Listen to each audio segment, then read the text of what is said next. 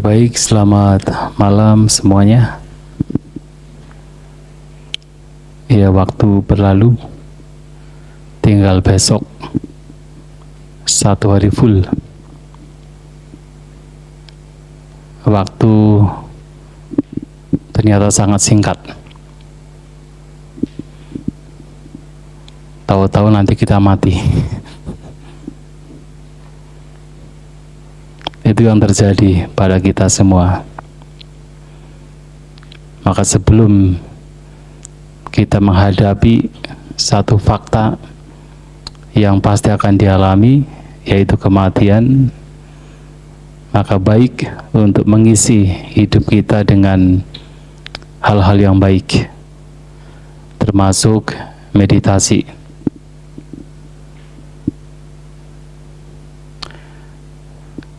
Kemarin saya sampaikan bahwa salah satu yang harus kita munculkan dalam kita menghadirkan kesadaran, tidak hanya sekadar sadar, tetapi juga harus dengan kesadaran pasif atau kesadaran yang apa adanya. Kesadaran yang memperhatikan objek tanpa terseret oleh suka maupun tidak suka, dengan mengetahui bahwa suka dan tidak suka adalah kotoran batin, dengan mengetahui bahwa apapun yang dilekati dan yang ditolak semuanya bersifat tidak kekal. Yang tidak kekal ketika dilekati pasti membawa kepada penderitaan.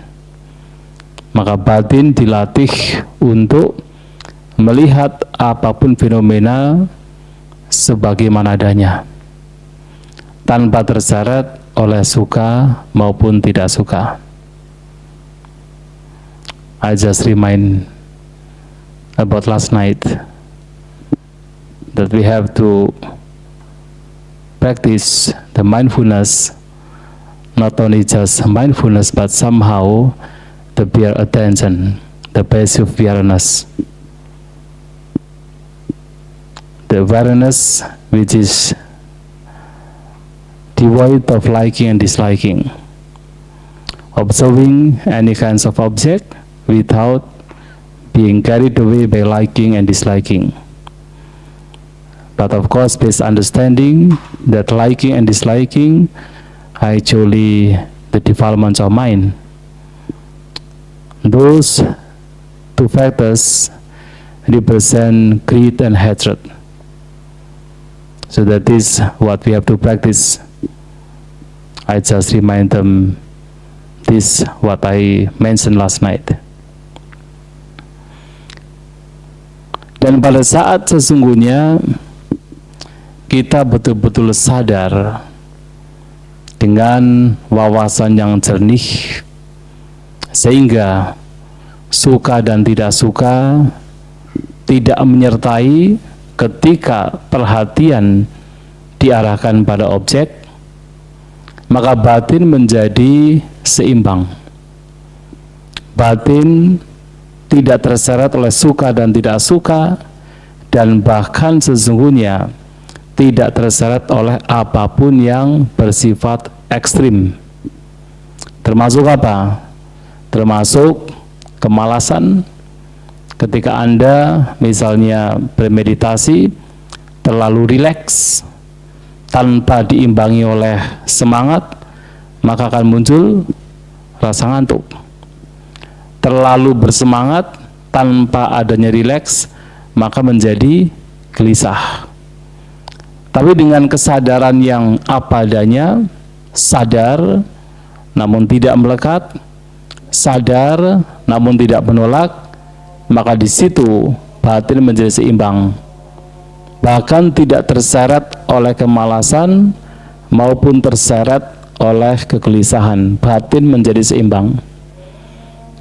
Maka sebenarnya meditasi yang dipraktikkan juga dari yang paling basic sampai yang paling halus atau sampai yang paling dalam, kita sesungguhnya juga berusaha untuk membawa batin dan bahkan membawa jasmani menjadi seimbang. Dari yang paling dasar, apa yang paling dasar? Contohnya adalah mengapa kita dalam meditasi tidak hanya duduk saja, tetapi juga ada meditasi jalan. Mengapa tidak hanya meditasi jalan saja, tetapi juga ada meditasi duduk? Itu adalah untuk menyeimbangkan tidak hanya batin tetapi juga fisik kita. Kalau hanya meditasi jalan, maka menjadi ekstrim. Kalau hanya meditasi duduk juga sebenarnya menjadi ekstrim. Maka harus dua-duanya. So this meditation, we have to be balanced in all the things. From the very basic thing until the very profound thing, we have to make balance. Just for example, why we have to meditate not only just in the sitting posture, but also in the walking meditation. So likewise, we have to walk meditation as well as the sitting meditation. That is because to make this body, not only just the mind but even the body, should be balanced. Because if only just walking meditation, that is one extreme. And also if only just sitting meditation, that is also another extreme. So we have to be balanced in the middle way. So we have to practice both walking and sitting meditation. Pernah suatu kali ada seorang biku, seorang bante, yang beliau ini ketika mendengar apa yang disampaikan oleh Sang Buddha, kemudian muncul semangat yang berlebihan. Beliau bernama Bante Sona pada zaman dahulu. Karena begitu bersemangatnya, Bante ini kemudian hanya menggunakan meditasi jalan saja. Jadi tidak meditasi duduk, hanya jalan saja. Memang pada zaman itu juga ada indikasi bahwa meditasi jalan juga salah satu meditasi yang menjadi favorit. Tidak hanya duduk. Dilakukan hanya meditasi jalan. Dan dampaknya adalah telapak kakinya menjadi berdarah-darah. Bahkan tempat di mana beliau menggunakan untuk meditasi jalan itu penuh dengan darah. Tetapi tidak memunculkan, tidak mendapatkan kedamaian batin, tidak mendapatkan pengembangan batin. Sampai kemudian Bante ini berpikir, dengan usaha daya upaya yang begitu besar seperti ini pun saya tidak berhasil. Saya tidak mendapatkan kedamaian, tidak mendapatkan pengembangan batin. Oh, berarti mungkin kehidupan sebagai seorang biku itu memang bukan untuk saya. Sudahlah, lepas jubah saja. Kembali hidup sebagai berumah tangga, toh masih bisa banyak melakukan kebajikan walaupun berumah tangga. Itu kemudian dilaporkan ke Sang Buddha oleh para bante lainnya, dan Sang Buddha memberikan sebuah perumpamaan untuk memberikan nasihat. Seperti seorang pemain gitar atau pemain kecapi. Senar yang dipasang itu tidak terlalu kencang, juga tidak terlalu kendor untuk bisa menghasilkan suara. Kalau terlalu kencang, apa yang terjadi? Senarnya putus. Bagaimana bisa memberikan suara? Kalau terlalu kendor, apa yang terjadi? Walaupun tidak putus, tapi tidak bisa menghasilkan suara.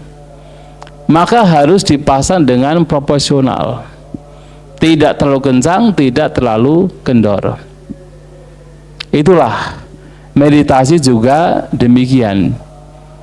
apa yang dilakukan oleh Bante Sona ini terlalu kencang, bahkan sampai kakinya berdarah-darah, hanya meditasi jalan saja, terlalu keras, terlalu ekstrim, maka tidak memberikan hasil.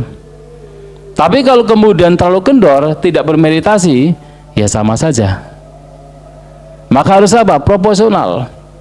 Nah, sehingga memahami apa yang disampaikan oleh Sang Buddha pada waktu itu, Bante Sona mengerti dan beliau mengendorkan upayanya. Mengendorkan dalam artian tidak terlalu berkobar.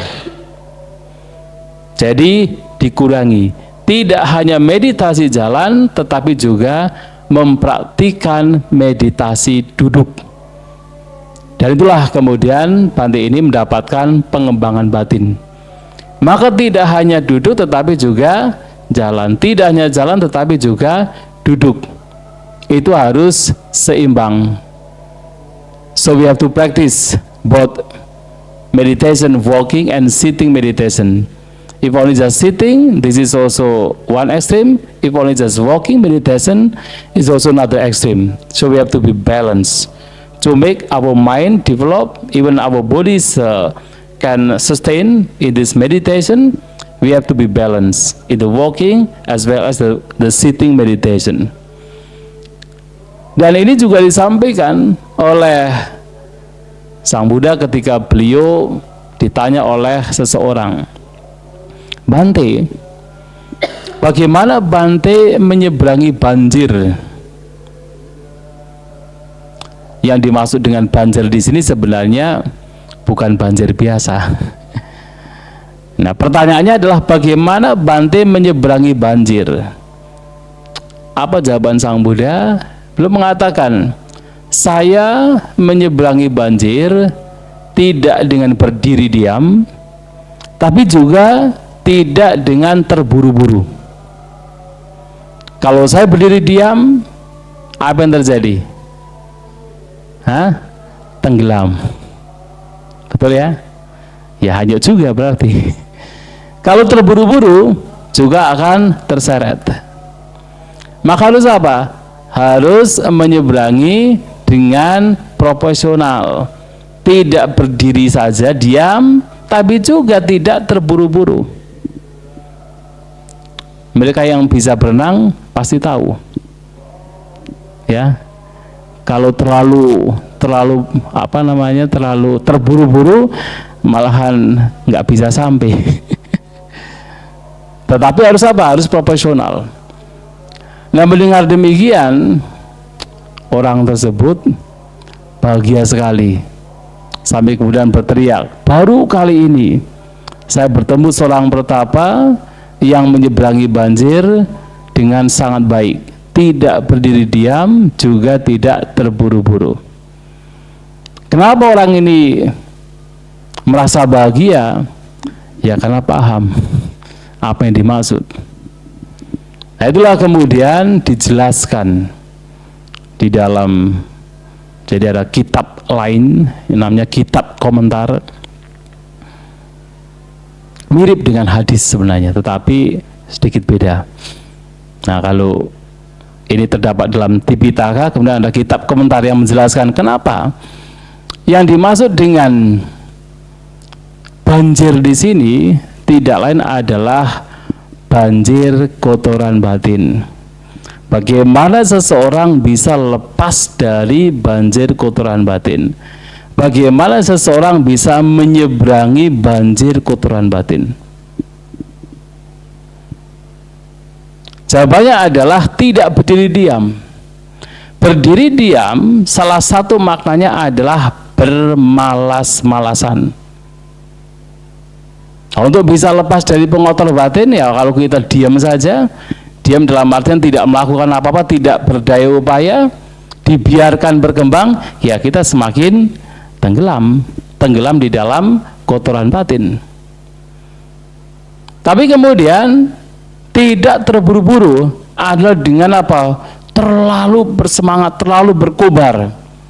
Bahkan kalau zaman dahulu ada mereka para pertapa yang kemudian mempraktikkan penyiksaan diri. menyiksa tubuhnya. Dengan demikian mereka percaya, mereka yakin pengotor batin itu bisa lenyap. Tidak bisa. Maka harus apa? Menggunakan jalan tengah, middle way. Menggunakan jalan tengah. Terlalu bersemangat juga ekstrim, terlalu kemudian bermalasan juga ekstrim. Maka harus tengah-tengah. Nah, seperti itu juga kita bermeditasi, tidak hanya jalan tapi juga harus duduk. Tidak hanya duduk tapi juga harus jalan. Walaupun kemudian nanti masing-masing orang bisa berbeda-beda. Kadang-kadang mungkin seseorang ada yang memang lebih dominan untuk banyak jalannya, nggak apa-apa. Tetapi kemudian harus ada meditasi duduknya. Ada mungkin orang yang memang banyak duduknya, tidak masalah, tetapi kemudian harus diimbangi dengan meditasi jalan. Harus keduanya dilakukan untuk menyeimbangkan jasmani, menyeimbangkan batin. Dan bahkan mungkin ada beberapa yang berpikir bahwa meditasi itu biasanya oleh kebanyakan orang itu diidentikan dengan duduk, bukan jalan ya. So many people thought that meditation is only just sitting meditation, not the walking meditation. Makanya kadang saya sering bertanya, bahkan ke umat Buddha juga. Kalau saya tanya, berapa kali Anda meditasi dalam satu hari? Biasanya ada jawaban, 1 kali sehari Bante, 2 kali sehari Bante. Nah saya tanya, berapa lama Anda bermeditasi? Ya 1 hari setengah jam, 1 hari 1 jam. Biasanya begitu. Kenapa jawabannya demikian? Karena masih ada anggapan bahwa meditasi itu adalah duduk. Ketika kita duduk bersila, mata terpejam, baru kemudian dikatakan meditasi. So sometimes I ask even the Buddhist people, how many times you are meditating within one day? And usually they will answer, once a day or twice a day and so on. And how many hours you meditate in one day? Sometimes they answer, half an hour, 1 day, 1 hour, 1 day, and so on. They answer that because they thought that meditation is only just about sitting meditation. They don't count the walking meditation. Banyak yang kemudian menganggap bahwa meditasi jalan itu tidak penting. Padahal kunci meditasi itu sebenarnya bukan duduknya, bukan jalannya. Tetapi sejauh mana seseorang menjaga batinnya dengan baik. Mau duduk, mau jalan, menjaga batinnya dengan baik. Kalaupun kemudian duduk meditasi tetapi batin dibiarkan mengembara, yaitu bukan meditasi. Bukan meditasi. Kemudian orang berjalan, batin mengembara, ya sama saja, bukan meditasi. Tapi walaupun duduk, walaupun berjalan, walaupun duduk, ketika betul-betul batin dijaga, tidak dibiarkan terseret oleh pikiran-pikiran buruk, itu yang kemudian disebut meditasi. So the key of meditation is about how we protect our mind from the defilements of mind, whether we are walking or sitting or doing any other things. When we are really protecting our mind, not to let our mind is being overpowered by the defilements of mind, that is what actually called meditation. Not only just about sitting in any kinds of posture, when we just protect our mind, that is meditation. Maka kuncinya adalah menjaga batin kita dalam bermeditasi. Bahkan pernah disampaikan, sebagai contoh misalnya meditasi jalan. Ada 5 manfaat yang bisa diperoleh ketika seseorang juga bermeditasi jalan. Yang pertama adalah manfaatnya, seseorang akan bertahan di dalam meditasi itu sendiri. Ketika seseorang mempraktikkan meditasi dengan lebih intens, meditasi jalan itu justru membuat seseorang akan lebih bertahan. Dalam bahasa Pali disebut padhana kama. Padhana artinya striving. Kama itu bertahan. Bertahan di dalam striving, bertahan di dalam praktik itu sendiri. Ya seperti tadi, bayangkan kalau misalnya berhari-hari, berminggu-minggu, berbulan-bulan hanya duduk saja, sulit bertahan. Maka harus apa? Diimbangi dengan meditasi jalan, agar meditasinya itu bertahan. Yang kedua, meditasi jalan juga memberikan manfaat. Seseorang bertahan di dalam perjalanan yang jauh. Perjalanan yang jauh. Apalagi zaman dahulu. Orang melakukan perjalanan jauh belum tentu menggunakan kendaraan. Mereka berjalan dengan kaki. Maka meditasi jalan itu membuat seseorang bertahan. Bertahan ketika melakukan perjalanan jauh. Seperti Bante yang lagi viral di media sosial. Dengar ya? Bante siapa? Bante Panyakara. 2.300 mile. 1 mile berapa ya? 1,8 kilo. 2.300 berarti berapa kilo ya? Berjalan itu, berjalan. Saya pernah tinggal di biaranya Bante Panyakara 10 hari di sana. Di Dallas. 10 hari. Ya ketemu dengan anjingnya juga. Dan memang beliaunya memang suka jalan. Beliaunya suka jalan. Pernah suatu kali ya ketemu dengan anjingnya itu di India pada saat napak tilas. Jadi tempat-tempat di mana Sang Buddha pernah berdiam, pernah tinggal, pernah membabarkan dhamma itu dijelajahi. Nah, dalam perjalanan ketemu dengan anjingnya. Ketemu dengan anjing itu. Anjingnya ngikutin terus. Ya udah diajak aja. Sampai malah anjingnya nggak kuat, Bantenya yang kuat. Jadi kalau anjingnya nggak kuat digendong anjingnya. Itu kemudian karena setia begitu dibawalah ke Amerika anjingnya. Tapi masuk Amerika juga nggak mudah, harus bayar $20.000. Jadi anjing mahal juga. Nah itu ceritanya begitu. Saya punya bukunya, ada bukunya waktu pulang itu dikasih bukunya itu. Napak tilas.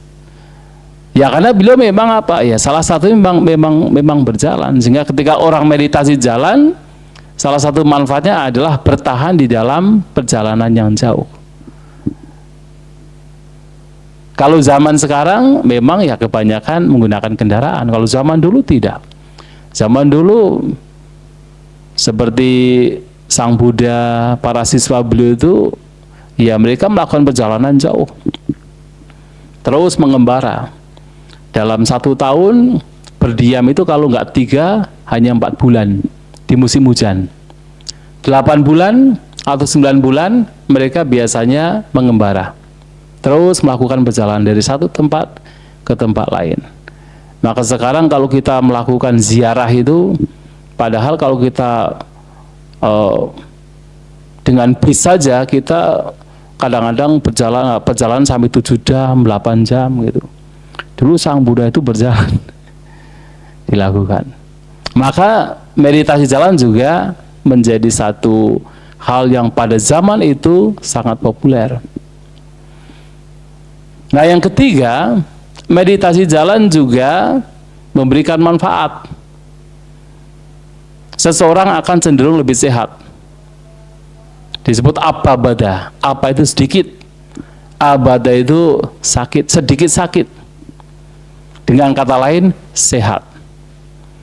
Karena kalau kita mengatakan fisik kita betul-betul tidak sakit, itu mustahil. Yang namanya fisik pasti mengalami sakit. Bahkan setiap momennya fisik kita itu mengalami sakit. Betul ya? So I mentioned that the walking meditation have the 5 benefits. I just mentioned the first three. The first one, this walking meditation gives the benefits to a person to maintain the practice. When a person is in the striving, in the intense meditation, by practicing or by doing this walking meditation, that person can maintain well. Because we can imagine, if we just, when we meditate for many days, many weeks, many months, only just sitting meditation, so we cannot maintain. But by also, having this walking meditation, we can maintain well. And the second one, this walking meditation is also giving the power for us, especially when we are having the very long journey. So we can just, maintain in that very long journey. I mentioned about one monk recently, very viral in the social media, Bhante Panyakara. Is walking in USA, 2,300 miles. I don't know how many months. I think like almost 4 months ya, 100 hari lebih ya. 120 hari atau gimana itu, 4 bulan sepertinya. And the third one, this walking meditation is also giving the benefit for us to have the body healthiness. So our body tends to be healthy. According to the Buddha, it is stated as appabada. Appa means little, few. Abada is sickness, just little sickness. That means healthy. Karena tubuh kita itu selalu memberikan sakit. Cobalah kita duduk sebentar sakit. Kita berdiri, enak sebentar, sakit. Kita jalan, enak sebentar, sakit. Duduk lagi, enak sebentar, sakit. Kan begitu terus ya. Kita merasa makan itu enak. Awalnya makan enak, lama-lama gak enak juga. Jadi fisik kita itu selalu memberikan sakit. Tetapi dengan meditasi jalan, paling tidak adalah mengurangi sakit. Jadi appabada. Yang keempat, meditasi jalan juga memiliki manfaat, yaitu membantu pencernaan. Pencernaan kita terbantu. Dan pencernaan ini juga sangat penting dalam meditasi. Bahkan salah satu penyebab batin bisa berkembang, salah satunya adalah punya pencernaan yang baik. Punya pencernaan yang baik. Ada lima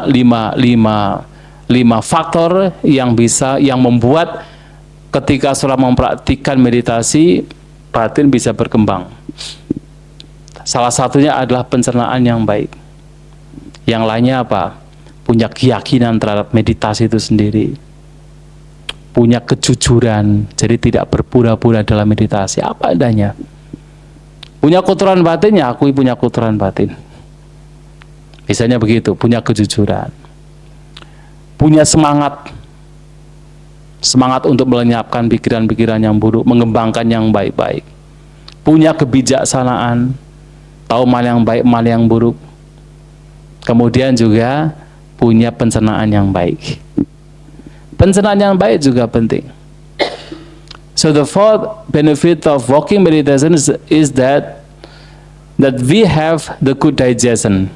We can digest well our food.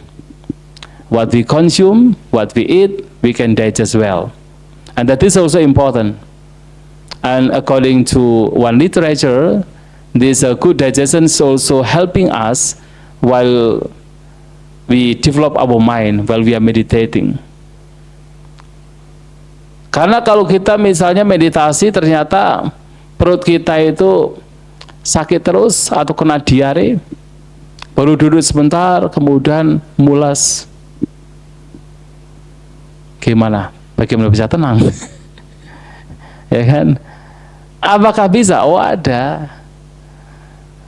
Terutama kalau saya itu punya pengalaman melihat seorang Bante dari Jerman. Awalnya tinggal di Thailand, di tempatnya Ajahn Chah. Kemudian pindah ke Sri Lanka, ke hutan. Selama 4 tahun tinggal di Sri Lanka, kena masalah diare. 4 tahun. Tidak cocok makanan di Sri Lanka. Orang Eropa. I met one monk from German. Actually, he was from Thailand as a monk, as a bhikkhu, and moved to Sri Lanka. He stayed in one forest and stayed there for 4 years. But he always got this digestion problem. Almost every day he got diarrhea. You know diarrhea? The stomach problem because of the food. So he cannot eat really well. He cannot digest well the food of Sri Lanka, the Sri Lankan food. Kenapa? Karena makanannya itu pedas, too much chili and pepper. Another one is because a lot of coconut milk. I don't know whether for you can eat like Indonesian food with the coconut milk. You can eat, no problem. Have you visited Sri Lanka? Yeah. And how about the food there? Huh? Problem, right? Yes. Yes, because you know one monk from German actually 4 years got problem, digestion problem. 4 years. Nggak bisa meditasi. Akhirnya apa? Pulang ke Jerman. Nggak tahu apakah sekarang masih jadi bhikkhu atau tidak, tapi pulang ke Jerman, nggak bisa meditasi. Ada Bante lain, namanya Bante Gutasilo from New Zealand, another monk from New Zealand. I think already like more than 40 years in Sri Lanka. He can stay in Sri Lanka well, even though from New Zealand. Tapi tahu kenapa caranya supaya bisa bertahan hidup di sana? Habis pindah bara, makanannya dicuci. Supaya apa? Supaya rasa pedasnya hilang. Itu dilakukan, makanya bisa bertahan. So from New Zealand also one monk, Bante Gutasilo. Sebenarnya Bante ini sebenarnya satu angkatan dengan Bante Sukemo. Bante Sukemo di Dhammacakka, satu angkatan. Dulu sama-sama ke Sri Lanka. Sama-sama ke Sri Lanka. Nah, Bante Gutasilo melanjutkan tinggal di hutan belantara sampai sekarang. Nah, bertahannya karena apa? Habis pindah patah, yang pedas itu dicuci. Ya memang rasanya ya mungkin, tapi kalau udah biasa mungkin tidak masalah sih ya. Mungkin awalnya mungkin ya tidak enak barangkali, tapi bisa bertahan. Usually like European monks stay in Sri Lanka. One problem only. There are 2 problems they have to face. One is the food. Another one is humid, very hot, sweating. Sri Lanka cuacanya itu agak ekstrim. Jadi hampir Indonesia juga sama sih, tapi Indonesia tidak begitu, tidak terlalu humid. The weather is so humid in Sri Lanka, and usually for European monks they cannot stay for quite long. Kecuali Bante Gutasilo. Nah, yang keempat, yang kelima, ternyata meditasi jalan juga justru mempertahankan seseorang untuk mencapai samadhi. Samadhi adalah ketenangan. Samadhi cirang didikang. Jadi samadhi ketenangannya itu justru bertahan dengan lama. Kenapa bisa demikian? Dua alasan. Yang pertama, kalau saat meditasi jalan saja batin bisa tenang dengan banyak objek yang sebenarnya muncul saat meditasi jalan, tetapi batin bisa tenang, apalagi kalau meditasi duduk. Meditasi jalan objeknya lebih banyak, betul ya? So the fifth benefits of walking meditation is that this meditation could maintain the calmness of mind. One reason is because if while walking meditation we can calm our minds in the midst various kinds of objects, because in the walking meditation we have to see, we have to face a lot of objects of mind, but the mind still could calm well. So let alone when we are sitting meditation, the mind will be easily to get calmness. Kalau meditasi jalan, objeknya apa? Kita meditasi mata terbuka. Mata terbuka ya. Apalagi kalau misalnya malam-malam, mata ditutup, bahaya. Meditasi jalan, jangan mundur. Jangan berjalan mundur. Kalau dimundut ya, diingatkan terus ya. Bahkan Bantipanya mengingatkan. Karena sekali ada satu waktu, ada peserta yang meditasi jalan mundur. Di aula itu, di atas itu, mundur, jeblok, jatuh. Masuk rumah sakit, malam-malam. Maka meditasi jalan, maju. Dan mata itu dibuka. Mata tidak tertutup, jadi melihat, dia jalan.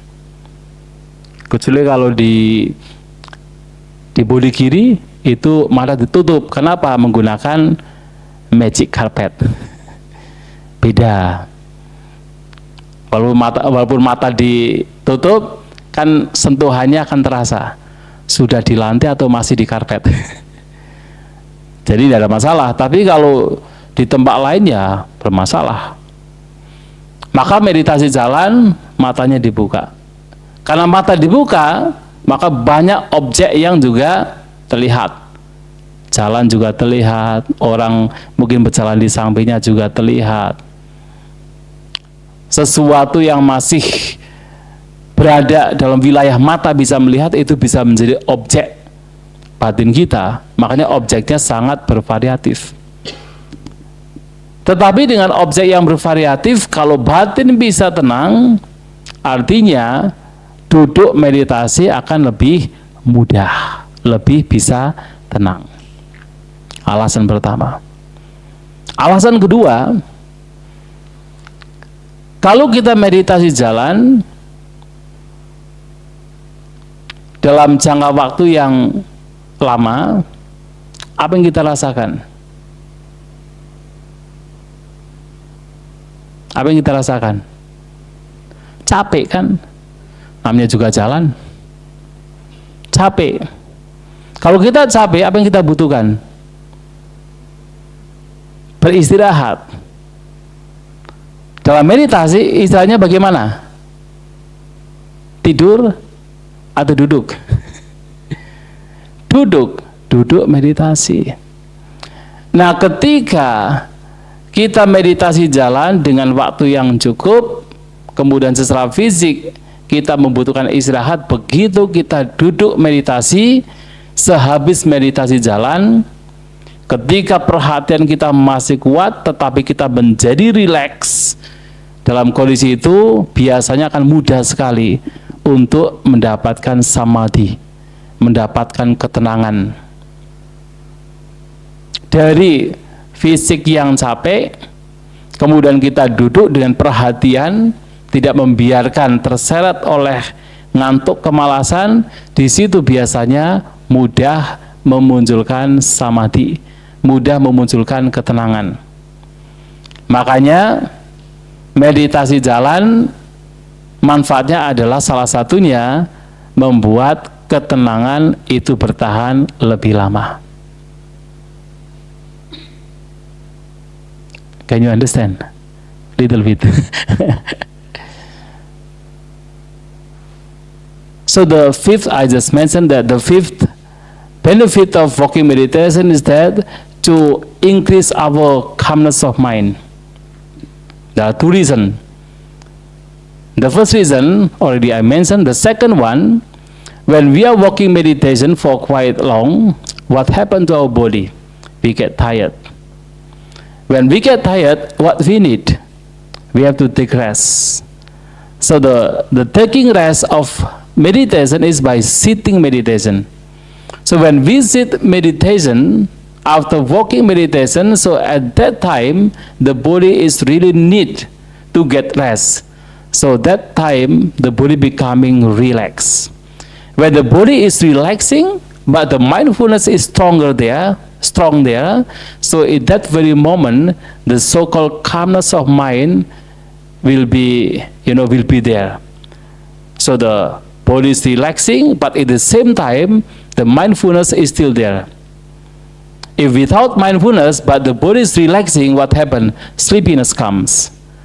But when this mindfulness is strong, but the body is relaxed, so the calmness, what we call as samadhi, that is a calmness of mind, also will be there, will occur, will appear, will be attained by such a meditator. So this is the reason why this walking meditation is also important, especially to increase, to maintain our samadhi, our calmness of mind. So the walking meditation is very important. But again, the key of meditation is that we have to protect our minds. Whether we are walking or sitting meditation, we have to protect our minds from the defilements of mind, not to let our mind being overpowered by the defilements. So that is the most important. So while we are walking, sitting, or doing any kinds of other actions, so we have to protect our minds with this mindfulness, the wisdom, and also the effort. The effort that I mentioned about, to make effort, what is bad to be destroyed, what is good to be developed. The effort should be there. Nah, karena meditasi jalan ini memiliki manfaat, maka jangan melupakan meditasi jalan. Bahkan kalau cerita-cerita zaman dahulu, ya banyak mereka yang batinnya tercerahkan itu saat meditasi jalan. Tidak hanya pada saat meditasi duduk, saat meditasi jalan. Karena kan intinya adalah apa? Batin dijaga dengan baik. Banyak kasus, tapi ini cerita Buddhis ya. Pernah dengar? Oh, kemarin saya cerita ya tentang Patacara ya. Patacara ya. Ada cerita lain. Patacara ini. Patacara kan setelah itu kan akhirnya apa? Memutuskan untuk hidup sebagai seorang bhikkhuni. Kami para bhikkhu, kalau perempuan disebut bhikkhuni. Kalau di bahasa Sanskerta bhiksuni. Kalau bahasa Pali bhikkhuni. Bhiksu, bhiksuni, bhikkhu, bhikkhuni. So the Buddhist monk is called bhikkhu. The Buddhist nun is called bhikkhuni. So one story is about Patacara, the one lady in the times of the Buddha, she became bhikkhuni. Ketika dia hidup sebagai seorang bhikkhuni, suatu kali sehabis meditasi jalan, karena itu sudah mulai gelap, kemudian ia berniat untuk masuk ke kuti, ke tempat tinggal. Ketika dia masuk, sebelum masuk ke kuti, dia membasuh kakinya. Kemudian ketika membasuh kakinya, dia melihat ada air yang ketika airnya mengalir, ada yang berhenti atau lenyap di di jarak tertentu, ada yang pendek, ada sedikit panjang, ada yang panjang begitu. Pernah begitu ya, melihat ya? Kalau kita membasuh kaki kita, apalagi di pasir, itu kan nanti airnya mengalir. Kadang berhenti ya, pendek, kadang lebih panjang, kadang lebih panjang lagi. Kemudian muncul perenungan. Kehidupan manusia juga sama. Dan itu perenungan tersebut sangat relevan dengan memang apa yang dialami, karena semua keluarganya kan meninggal toh, dengan tragis yang kemarin saya ceritakan itu. Maka dia berpikir bahwa hidup itu memang tidak pasti. Ada yang baru dalam kandungan sudah meninggal, baru lahir meninggal, baru kanak-kanak meninggal, sedikit tumbuh dewasa meninggal. Memang ada yang tua baru kemudian meninggal. Itulah kehidupan manusia, bahkan kehidupan semua makhluk. Kapan saja bisa mengalami kematian. Dan itu menjadi sebuah perenungan bahwa memang hidup adalah tidak kekal. Yang tidak kekal ini dilekati membawa kepada penderitaan. Maka batinnya menjadi melepas. Batinnya tidak kemudian menggenggam, tidak kemudian melekat. Karena toh semuanya sifatnya adalah tidak kekal. Bahkan tidak hanya kehidupan, tetapi semuanya. Semua hal. Anda punya rumah, Anda punya uang, Anda punya tanah, Anda punya properti. Semua hal sifatnya adalah tidak kekal. Tidak hanya kehidupan kita, semua tidak kekal. Kemudian ia masuk ke kuti.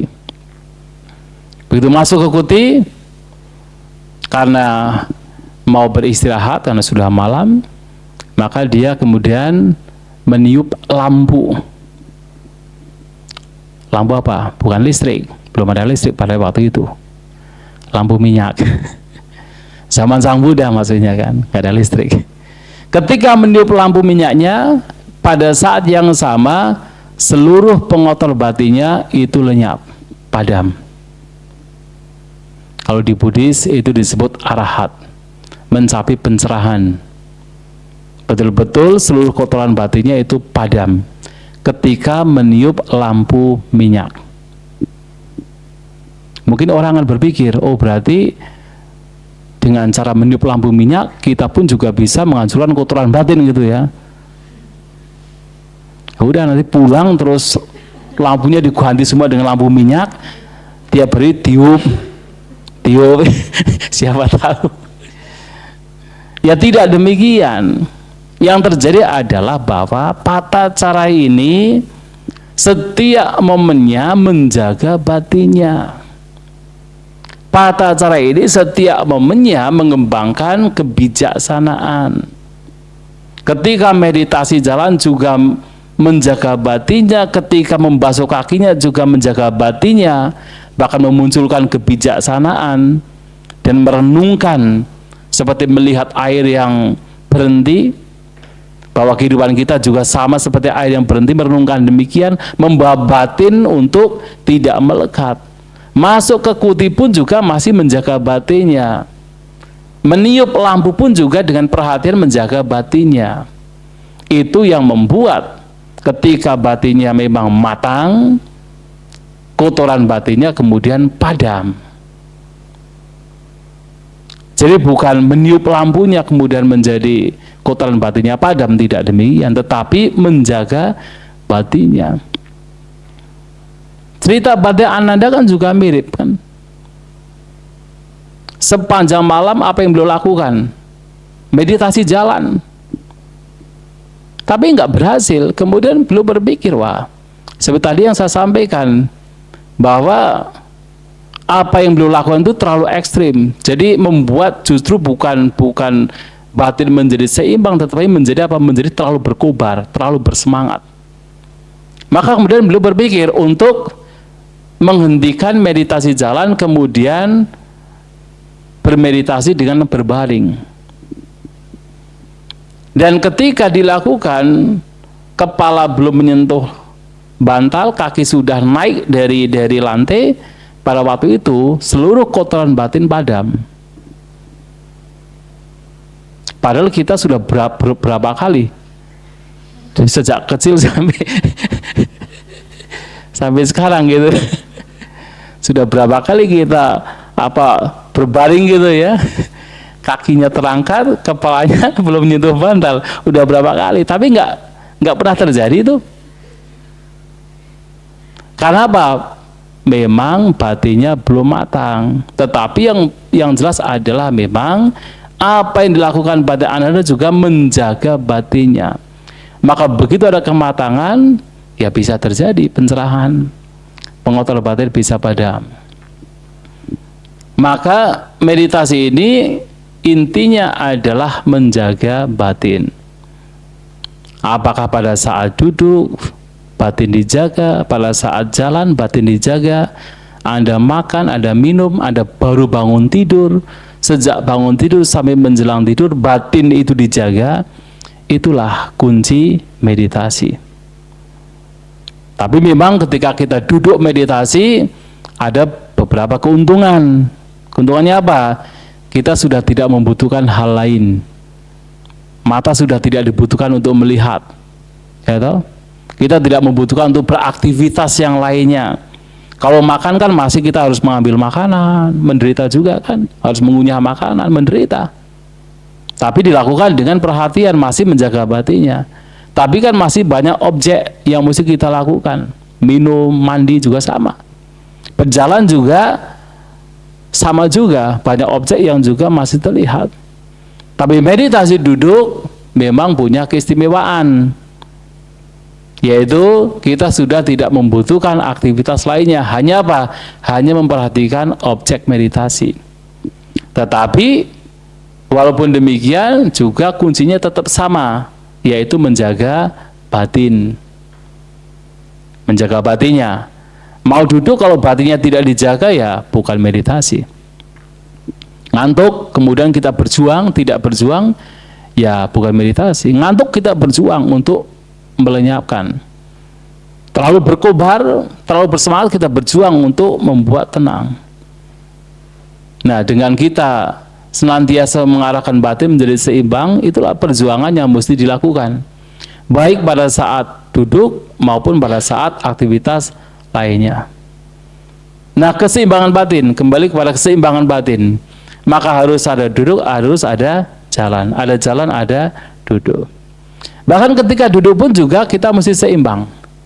Kenapa kita duduk kemudian badan ditegakkan? Juga untuk menyeimbangkan antara semangat dengan rileks. Saya sudah menyampaikan, kalau kita duduk itu ada unsur rileks. But to relax, what happened? The sleepiness rises. So we have to upright our body, to have the elements of effort. Kita harus apa? Menegakkan tubuh. Nah, menegakkan tubuh ini adalah untuk memunculkan unsur semangat. Sehingga apa? Unsur semangat dengan unsur rileks ini juga bagian dari samadhi, itu nanti akan apa? Akan seimbang. Terlalu rileks, mudah ngantuk. Terlalu bersemangat, kita gelisah. Maka duduk adalah rileks, tetapi badan tegak adalah semangat. Itu disampaikan di dalam kitab suci. Ya, kitab agama Buddha maksudnya. Untuk apa? Supaya memunculkan keseimbangan antara semangat dengan rileks. Maka harus badan ditegakkan. Dan pada saat kita mulai memperhatikan objek meditasi, misalnya adalah nafas, itu pun juga apa? Harus seimbang.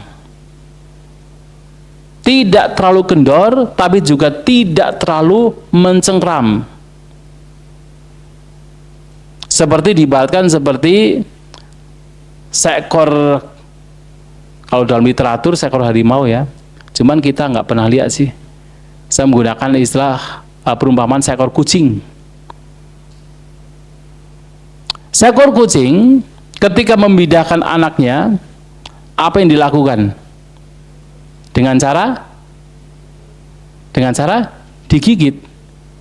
Have you seen the cat move her young to another place? By biting that the young one move from one place to another place. Ketika menggigit kucing tersebut, dia akan menggigit dengan tidak terlalu kencang, juga tidak terlalu kendor. Kalau terlalu kencang, apa yang terjadi? Terluka. Terlalu kendor, ya jatuh.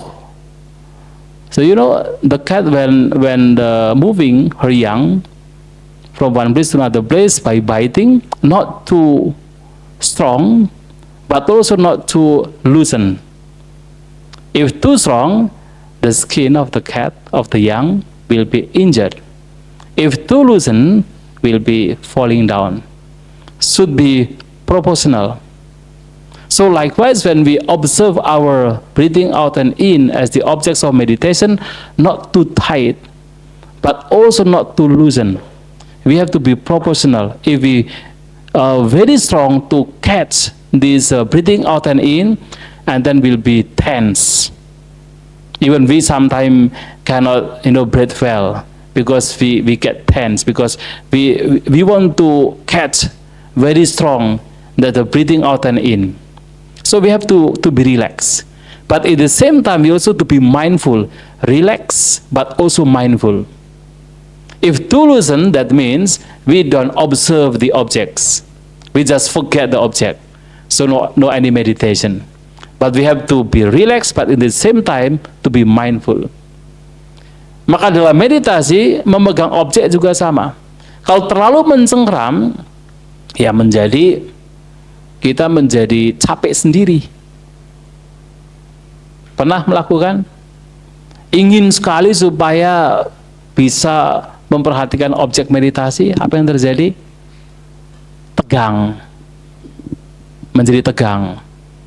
Malahan menjadi kacau. Tapi kalau kemudian terlalu kendor dalam artian melupakan, ya sudahlah, nggak usah memperhatikan objek, yang nggak ada meditasi.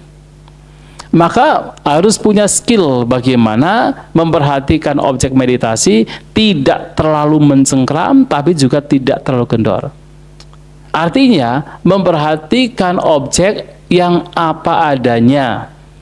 Kalau misalnya nafasnya lagi panjang, ya biarkan panjang, nggak usah dibuat pendek.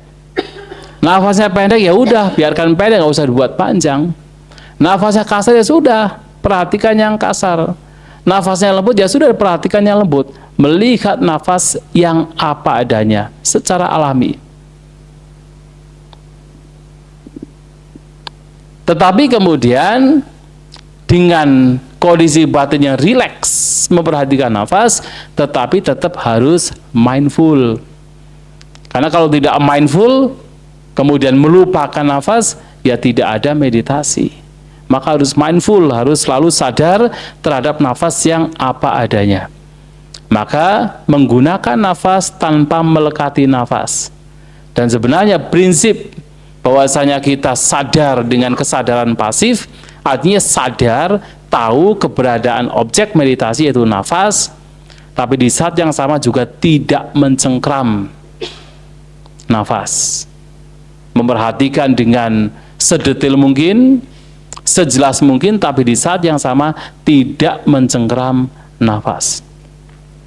Karena apapun ketika dilakukan dengan ekstrim, maka membawa hasil yang tidak baik. Maka harus apa? Punya skill, keterampilan untuk tidak melakukan sesuatu termasuk meditasi dengan ekstrim. Seperti bahkan seekor kucing juga tahu cara memindahkan anaknya. Betul ya? Atau kalau Anda misalnya membuat kopi, mengaduk gula dengan kopinya. Kalau mengaduknya terlalu kencang, apa yang terjadi? Ya akhirnya akan muntah-muntah kan. Tapi kalau kemudian memegangnya itu terlalu kendor, ya tidak terpegang malahan. Bagaimana bisa mengaduk? Mengaduk menggunakan sendok juga harus proporsional. tidak terlalu kencang memegangnya, tapi juga tidak terlalu kendor. Meditasi juga sama. So everything should be in the middle way, in the middle, not too, not too extreme. Even in the meditation, we have to be walking and also sitting and also walking. We have to observe these objects of meditation, not too tight, not too, like very strong, holding very strong, but also not too loosening. Should be in the middle. Just like that, I mentioned the simile of the cat moving her young from one place to another. Bahkan ketika nanti setelah memperhatikan objek meditasi dan muncullah, yaitu muncul seperti terlalu rileks. Kalau kemudian tidak disertai semangat di sana, begitu muncul rileks, apa yang terjadi? Ya, ketika rileks muncul tapi tidak ada semangat di sana, apa yang terjadi? Ngantuk. Makanya begitu duduk kan biasanya udah sering ngantuk ya. Makanya kalau sudah mulai pikiran sudah mulai kayak seperti melamun, harus hati-hati. Sebentar kemudian pasti ngantuk. Maka harus apa? Harus dimunculkan semangat. Tapi kalau terlalu bersemangat, tidak ada rileks, apa yang terjadi? Gelisah, menjadi tegang. Maka semangat ketika terlalu bersemangat harus dikendorkan. Terlalu kendor, rileks, harus dimunculkan semangat.